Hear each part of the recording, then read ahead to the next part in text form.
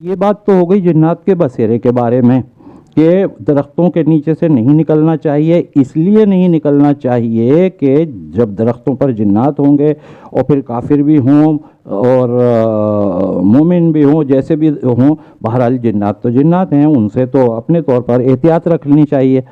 تو یہ تو اس سوال کا جواب مکمل ہو گیا. اب آپ اگلا سوال بتائیے. اور اگلا سوال میرا یہ ہے کہ گھر میں کس قسم کی جگہوں پر جنات اپنا بسیرا کر لیتے ہیں؟ دیکھیں، گھر میں جس قسم کے جنات ہوں گے اسی قسم کی جگہوں پر ان کا بسیرا ہوگا.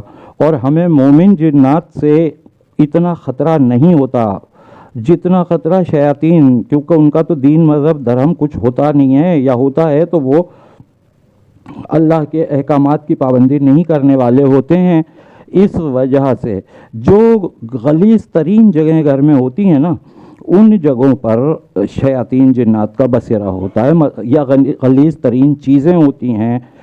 تو مثال کے طور پر واش روم ہے تو واش روم میں تو ان کا بسیرا ہوتا ہی ہوتا ہے، ہوتے ہی ہیں، اور بہت سارے ہوتے ہیں، نظر نہیں آتے بس، لیکن بہت ہوتے ہیں. یا پھر ڈسٹ بن ہوتی ہے گھر میں، جو ڈسٹ بن ہوتی ہے، یا کہیں گندے کپڑے پڑے ہوئے ہوں گھر میں، یا جو بھی. اچھا، اور بسیرے کی جگہ ان کی گھر میں وہ ہوتی ہے کہ جہاں کہیں اندھیرا زیادہ تر رہتا ہو، جس جگہ پر گھر کے جس حصے میں اندھیرا رہتا ہو، لوگوں کا آنا جانا نہ ہوتا ہو، دھوپ کا گزر نہ ہو، اس جگہ پر دھوپ نہ نکلتی ہو، دھوپ نہیں جاتی ہو، تو یا ہوا تازی ہوا نہیں لگتی ہو، تو ایسی جگہوں کے اوپر جنات بسیرا گھر میں رکھتے ہیں.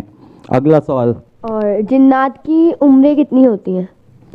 اچھا جی، جنات کی عمریں دیکھیں، یہ تو ویسے تو یہ ہوتا ہے کہ موت کسی کو کسی بھی وقت آ جائے، لیکن زیادہ سے زیادہ عمریں جنات کی ایسے ہوتی ہیں کہ ان کی سینکڑوں سال بھی ہوتی ہیں اور ہزاروں سال بھی عمریں ہوتی ہیں.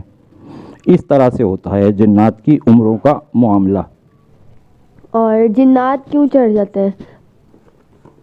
اس لیے جنات اس لیے چڑھ جاتے ہیں بعض اوقات کہ بغیر دیکھے کسی جگہ پر بچے یا بڑے کہیں پیشاب کر دیں، تو یا جہاں جنات ہوں اس جگہ پر کوئی ایسا کام کہ جو کسی کو تکلیف دینے والا ہو، تو ایسے کام نہیں کرنے چاہیے. پھر یہ کہ درخت ہوتے ہیں تو درختوں پر بھی درختوں کے نیچے سے گزر رہے ہیں، اگر کوئی نجس انسان درختوں کے نیچے سے گزرے گا تو ان کو تو بہت پسند ہے نجاست، شیاطین جنات وہ فوراً آ جائیں گے. اللہ تعالیٰ محفوظ رکھے سب کو. تو یہ چیز ہوتی ہے. چلیں اگلا سوال بتائیے. کیا جنات کو عمل کے ذریعے اپنے قابو میں کیا جا سکتا ہے یا غلام بنایا جا سکتا ہے؟ اچھا، اب یہ بات یہ ہے کہ جو لوگ جنات کو قابو کرنا چاہتے ہیں یا غلام بناتے ہیں وہ زیادہ تر جادوگر لوگ ہوتے ہیں. اس لیے کہ شیاطین جنات تیار بیٹھے ہوتے ہیں کہ کون اپنا ایمان خراب کرے. شیاطین کا تو مشن یہی ہوتا ہے نا کہ صحیح راہ سے انسانوں کو بھٹکائیں. تو جو کوئی جادو کرتا ہے اس کو گندے کام بھی کرنے پڑتے ہیں، گندے عمل بھی کرنے پڑتے ہیں، اور یہ شیاطین جنات تیار رہتے ہیں کہ کوئی ان کو ایسا کام کرے کہ جو یہ اس کی مدد کریں. تو یعنی کسی کی ٹانگ توڑنا، کسی کو مروانا، کسی کو بیمار ڈالنا، یہ اس قسم کے وہ کرتے ہیں اعمال جادوگر. تو اس وجہ سے شیاطین جنات ان کی بات مانتے ہیں، ان کا کہنا بھی مانتے ہیں.